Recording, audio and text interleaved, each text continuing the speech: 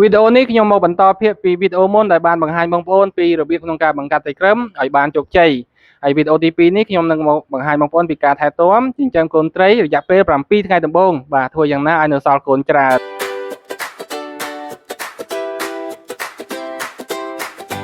បាទប៉ុន្តែបងប្អូន7ថ្ងៃដំបូងនេះគឺសំខាន់ខ្លាំងមែនទែនបងប្អូនប្រសិនជាបងប្អូនមិនបានដឹងអំពីតិចនិចក្នុងការថែទាំការចិញ្ចឹមកូនត្រីឲ្យបានត្រឹមត្រូវនោះទេ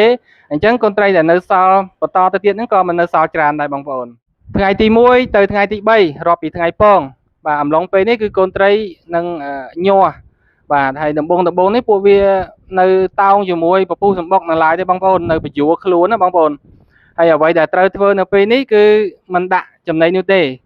ហើយកុំឲ្យមើលញឹកញាប់បាទក្របវាទុកចោលទៅបងប្អូនការដែលយើងមើលញឹកញាប់ហ្នឹងគឺវាបែកពពុះបែកអីទៅកូនត្រីវាធ្លាក់ទៅបាតឈ្មោលវាពិបាកប្រមូលវាហត់ហើយពេលខ្លះទៅគ្នាពងពំកូនពំអីហ្នឹងទៅបើកមើលផ្អើលទៅលេបមកក្អឿកទៅអស់4 10កូនទៅអញ្ចឹងមួយថ្ងៃ20 30ដងអញ្ចឹងអស់ពី300កូនតាមនឹងដែរបាទវាកត្តារួមផ្សំគ្នាណាបងប្អូនអញ្ចឹងទុកចោលទៅមិនអាចទៅមើលញឹកញាប់ពេកទេមួយថ្ងៃម្ដងឯទៅបានហើយថ្ងៃទី4ទៅថ្ងៃទី5បាទកូនត្រីនឹងចាប់ផ្ដើមចេះបណ្ដែតខ្លួនខ្លះក៏ចេះហាលបានស្ទាត់ពេលបងប្អូនមើលទៅក្នុងធុងបង្កាត់ហ្នឹងឃើញពួកវាខ្វាយពេញធុងតែម្ដងបាទពេលនេះហើយគឺជាពេលដែលយើងចាប់ផ្ដើមដាក់ចំណីឲ្យពួកវាហើយចំណីដែលល្អសម្រាប់កូនត្រីក្រឹមនៅទូចៗនេះគឺខ្ញុំប្រើចៃក្រហមបងប្អូនក្នុងនោះបងប្អូនយើងមានចង្អុលដែរថាងចៃក្រហមចង់ធំជាងកូនត្រីស៊ីមិនកើតទៅបាទជាក់ស្ដែងគឺវាមានអាតូចវាមានអាធំអញ្ចឹងអាទូចអិតហ្នឹងពេលខ្លះយើងមើលអត់ឃើញទេយើងឃើញតែមេចៃធំអញ្ចឹងណាបងប្អូនហើយជាបទពិសោធន៍មេចៃហ្នឹងពេលខ្លះយើងដាក់ទៅមួយថ្ងៃទៅវានឹងកើតកូនទូចមកខ្លះផងដែរអញ្ចឹងសម្រាប់ខ្ញុំគឺខ្ញុំប្រើចៃក្រហមរស់ជាចំណីដំបូងបាទពីដំបូងរហូតដល់ធំបាទការប្រើចំណីនេះគឺខ្ញុំដាក់មួយថ្ងៃម្ដងហើយបងប្អូនបាទបើសិនជាបងប្អូនមានពេលទំនេរអាចដាក់មួយថ្ងៃ2 3ដងក្នុងបរិមាណតិចសម្រាប់ខ្ញុំនេះខ្ញុំដាក់ជារៀងរាល់ព្រឹកដាក់មកច្រើនគួរសមបងប្អូនដាក់ម្សៅល្មមបាទកុំឲ្យតិចពេកក៏កុំឲ្យច្រើនពេកចូលដល់ថ្ងៃទី7ទី8បងប្អូននឹងចាប់អារម្មណ៍ឃើញកូនត្រីមានការលូតលាស់បានល្អប្លែកហើយបងប្អូនលេងល្អិតឆ្មេហើយគឺចាប់ដើមឃើញក្បាលបាទឃើញក្បាលឃើញខ្លួនអីហើយបាទហើយចំពោះបាគឺខ្ញុំអត់ទាន់ដកចេញទេបងប្អូនប៉ុន្តែជាទូទៅនៅពេលដែលកូនត្រីចាប់ដើមចេះហាលចេះស៊ីចំណីបងប្អូនអាចចាប់ដើមដកបាបានប៉ុន្តែសម្រាប់សម្បុកនេះខ្ញុំចង់សាកល្បងដែរខ្ញុំនឹងបន្តទុកបាឲ្យនៅជាមួយកូនរហូតដល់ធំតែម្ដងបងប្អូន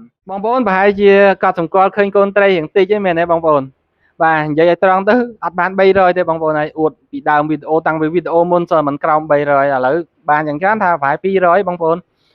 ជាក់ស្ដែងវាមានច្រើនវាមានតិចតាមសម្បុកតាមគូវាដែរបងប្អូនយើងមិនបាក់និយាយដែរប៉ុន្តែសម្បុកនេះយ៉ាងហោចណាស់ក៏បាន200ដែរបងប្អូនប៉ុន្តែខ្ញុំចង់ចែកម្លែកបញ្ហាវាអាចមានពី3ចំណុចដែរបាទតាមរយៈមួយសម្បុកនេះដែលខ្ញុំយល់ឃើញគឺទី1អាច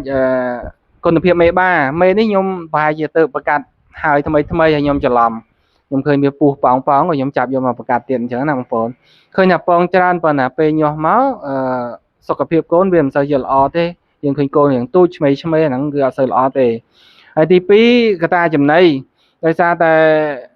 ប្រហែលថ្ងៃដែលខ្ញុំពងប្រកាសពួកវានេះគឺចៃហ្នឹងរៀងចង់ស្បើអញ្ចឹងខ្ញុំដាក់អត់សូវបានច្រើនហើយវាចាំពេលអាចៃហ្នឹងវាស្អាតតែអាចៃធំបងប្អូនអត់សូវមានអាទូចហើយកត្តាមួយទៀតគឺបើកថតហ្នឹងតែម្ដងបាទពួកខ្ញុំបើកថតម្ដងមិនក្រោមពី20នាទីបងប្អូនខ្ញុំចាប់មកប្លង់ហ្មងវា focus ល្អអីចឹងណាបងប្អូនអញ្ចឹងវាអាចជាបញ្ហាគប់ផ្សំដែរមកនិយាយអំពីការថែទាំទឹកបាទឈុតនេះគឺខ្ញុំបង្កាត់នៅក្នុងកេស្នោធំទលាយល្មមបងប្អូនហើយកូនត្រីសល់ហ្នឹងក៏មិនច្រើនអញ្ចឹងខ្ញុំទុករហូតដល់អាយុ15ថ្ងៃទៅខ្ញុំផ្ទេរទៅក្នុងធុងថ្មីបាទធុងថ្មីនេះគឺចំណុះប្រហែល100លីត្របាទ100លីត្រតិចតួចបងប្អូន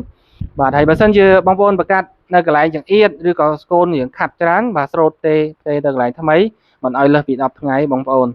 បាទការផ្ទេរទៅកន្លែងថ្មីនេះគឺអត់មានអីស្មុគស្មាញទេរៀបចំទឹកដូចតែពេលយើងដាក់បង្កាត់អញ្ចឹង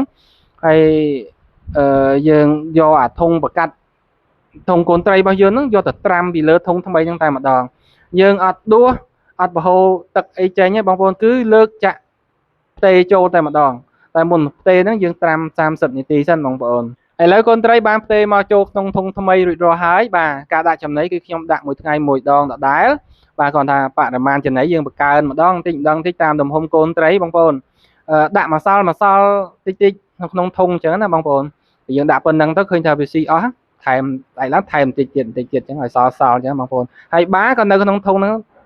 នៅក្នុងធុងនៅឡើយដែរអត់ទាន់ដកទេសបុកនេះខ្ញុំសាកខ្ញុំទុកឲ្យវាធំជាមួយកូនតែម្ដងកូនធំមួយបាទនិយាយពីច្រាស់បាទអញ្ចឹងវីដេអូបាទ7ថ្ងៃដំបូងប៉ុន្តែឥឡូវធ្លាយមកដល់ថ្ងៃ15បាត់ហើយ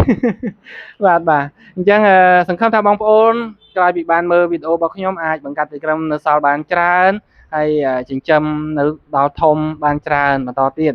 បាទហើយសម្បុកនេះខ្ញុំនឹងអាប់ដេតជូនបងប្អូននៅពេលដែលវាធំពេញវ័យបាទអាច3ខែបន្ទាប់បងប្អូនចង់ដឹងថារូបរាងវាយ៉ាងណាក្បាច់គុណវាយ៉ាងណាយ៉ាងណីដែររងចាំទស្សនាទាំងអស់គ្នាបាទអរគុណបងប្អូនទាំងអស់គ្នាដែលចូលទស្សនាវីដេអូរបស់ខ្ញុំបាទជួបគ្នាជាមួយខ្ញុំនៅវីដេអូអំពីទីក្រុមនាពេលបន្តទៀតជូនពរសុខសប្បាយទាំងអស់គ្នា